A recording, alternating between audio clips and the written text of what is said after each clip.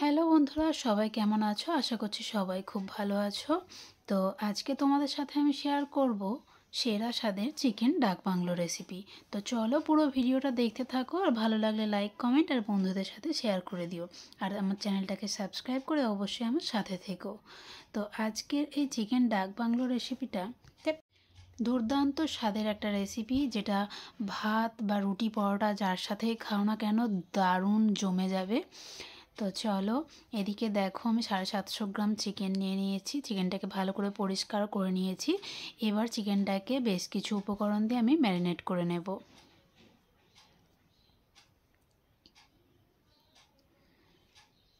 তো দেখতেই পাচ্ছ এখানে চিকেনগুলো খুব ভালো করে পরিষ্কার করেছি।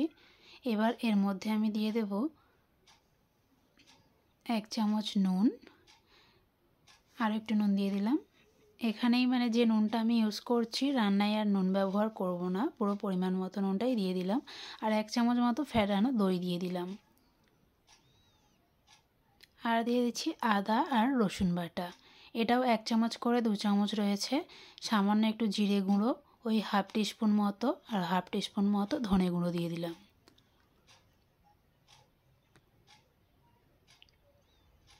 আর দিয়ে দিচ্ছি সামান্য একটু সরিষার তেল।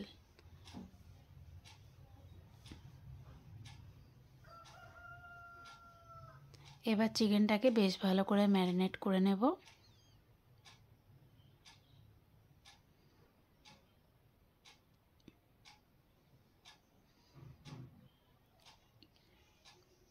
তো ম্যারিনেট করা আমার কমপ্লিট হয়ে গেছে। তো এটাকে এবার আমি 1 ঘন্টা মতো ফ্রিজের মধ্যে রেস্টে রাখবো। 1 ঘন্টার বেশি যদি তোমাদের কাছে টাইম থাকে রাখলে আরোই ভালো হয়। তো আমি 1 ঘন্টার মতোই রাখবো।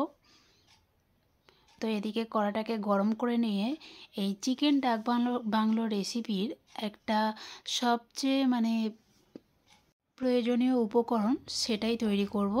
তো এখানে একটা মশলা আমি করে নেব। এই মশলাটাকে ভেজে পেস্ট করে নিতে হবে। তো এর জন্য আমি এখানে দেখো জয়িত্রী দিয়ে দিয়েছি, তেজপাতা দিয়েছি, 2টো এলাচ, 2টো লবঙ্গ, আর একটু দারচিনি, আর একটা তেজপাতা আর শুকনো লঙ্কা দিয়েছি। আর দিয়ে দিচ্ছি 1 চামচ মতো জিরে গুঁড়ো, আর 1 চামচ মতো গুঁড়ো নয়, গোটা। যাই হোক, এটাকে এবার ভেজে আমি একটা পেস্ট বানিয়ে রাখবো। এই যে মশলার পেস্টটা, এটা হচ্ছে এই রেসিপির একটা প্রয়োজনীয় উপকরণ। তো এটা অবশ্যই তোমরা করবে। এর জন্যই এই যে চিকেন ডাক বাংলোর যে টেস্টটা সেটা আসে আর কি। এদিকে কড়াটার মধ্যে এবার আমি দিয়ে দিচ্ছি সরিষার তেল। তো আজকের এই রেসিপিটা আমি সরিষার তেলেই করব।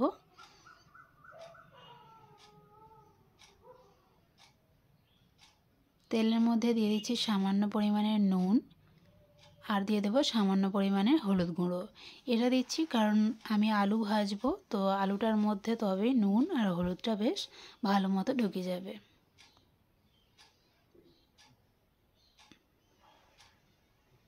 তো এখানে রেসিপিটার জন্য আমি আলু ডুমো ডুমো করে কেটে রেখেছিলাম, সেটাই ভেজে নিচ্ছি।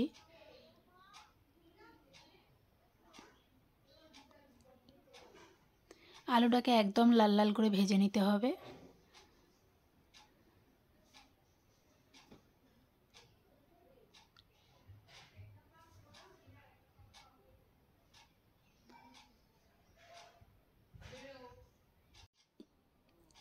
তো আলুগুলো দেখো একদম লাল লাল করে আমি ভেজে নিয়েছি। এবার আলুগুলো আমি তুলে নিচ্ছি। তো এই চিকেন ডাক বাংলো রেসিপির আরও একটা মোস্ট ইম্পর্টেন্ট উপকরণ বা পার্ট বলতে পারো হচ্ছে এই সেদ্ধ ডিম। তো এখানে আমি 2টো ডিম আগে থেকে সেদ্ধ করে রেখেছিলাম। এই ডিম দুটো এবার ভেজে নিচ্ছি।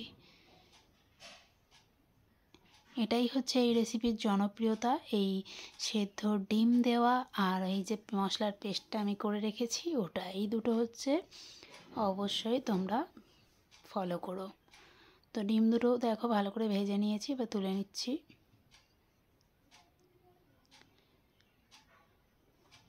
তো আজকে রান্নাটা এই তেলের মধ্যেই করব। তো এখানে তেলের মধ্যে কিছু গোটা ফোড়ন আমি দিয়ে দিলাম, 2টো এলাচ, সামান্য একটু 5 ফোড়ন, আর 2টো লবঙ্গ দিয়েছি, আর একটা দারচিনি, আর 4টে কাঁচা লঙ্কা দিয়েছি। তো ফোড়নটাকে একটু ভাজা ভাজা হয়ে যেতে দিয়ে দিয়েছি পেঁয়াজ কুচি। তো এখানে 750 গ্রাম মাংস আমি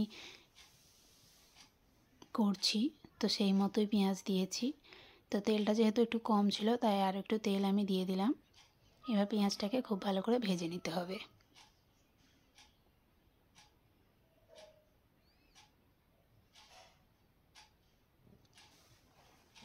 যেহেতু চিকেনটা ম্যারিনেশনের সময় আমি সমস্ত নুনটা দিয়ে দিয়েছিলাম, তাই আর নুন আমি ইউজ করব না। তো এখানে আমি একটা বড় সাইজের টমেটো কেটে রেখেছিলাম, সেটা দিয়ে দিলাম। আর দিয়ে দিচ্ছি পরিমাণ মতো হলুদ গুঁড়ো, আর দিয়ে দেবো পরিমাণ মতো লঙ্কা গুঁড়ো।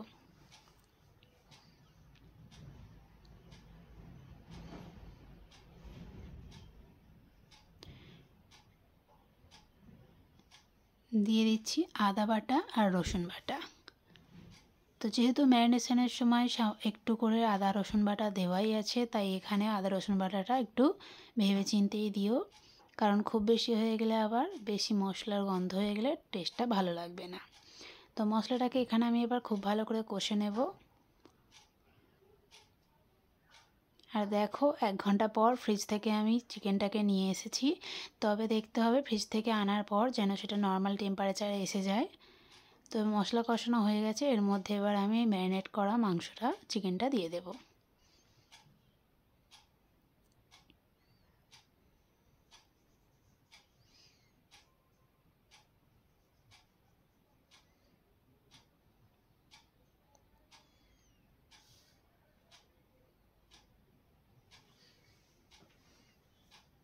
চিকেনটাকে মশলার সাথে খুব ভালো করে এবার নাড়াচাড়া করে নেব। তো আজকের এই রেসিপিতে কিন্তু আমি একদম জল ইউজ করব না, মানে চিকেনটাকে ঢাকা দিয়ে দিয়ে একদম করব। তাতে কি হবে, চিকেনের যে জল বের হবে তাতেই চিকেনটা একেবারে সেদ্ধ হয়ে যাবে আর একদম গ্রেভি গ্রেভি হবে রেসিপিটা। তো এখানে আমি যে মশলার পেস্টটা করে রেখেছিলাম সেটাও দিয়ে দিলাম। এবার চিকেনটাকে ভালো করে কষাতে থাকবো।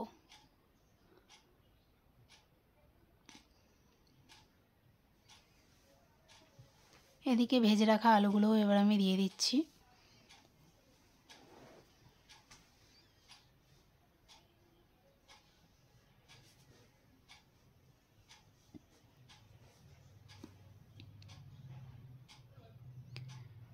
এবার চিকেনটাকে একটু ঢেকে দেব।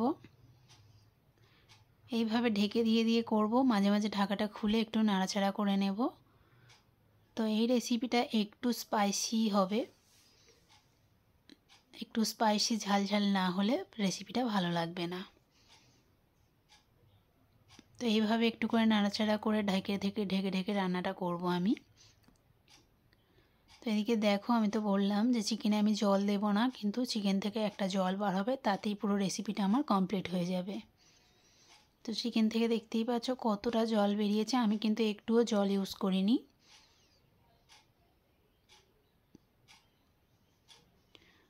তবে তোমরা চাইলে জল ইউজ করতে পারো।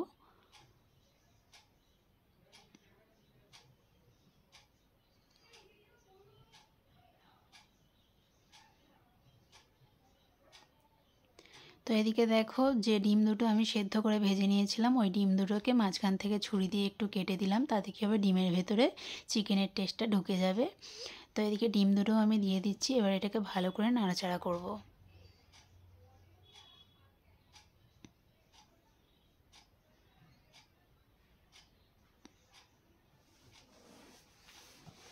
তো আমার আজকের এই রেসিপিটা তোমাদের কেমন লাগছে অবশ্যই কমেন্ট বক্সে কমেন্ট করে জানিও।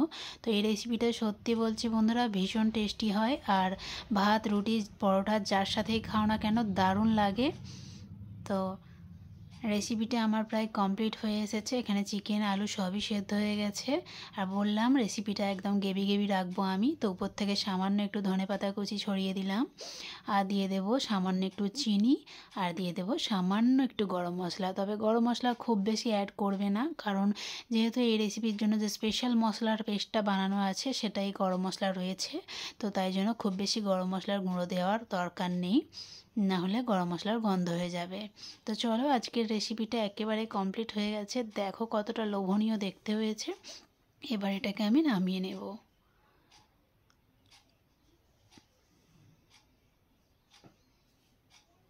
তো রোজ রোজ একঘেয়েমি চিকেন না খেয়ে মাঝে মাঝে এরকম ডিফারেন্ট চিকেন আইটেম তোমরা করে দেখো, ভীষণ ভালো লাগবে।